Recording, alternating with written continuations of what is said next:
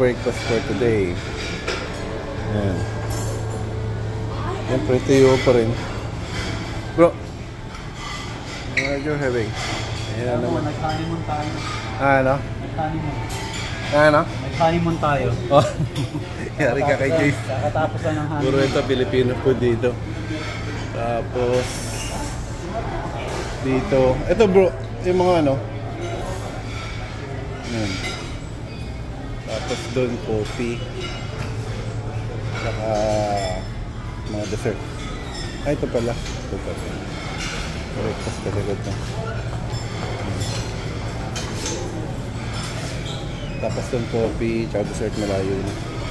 Ito tayo kay Doc. Ano coffee kami? 1.5 dito. Kulang bro. Sige bro. Ha? Sige ka na doon.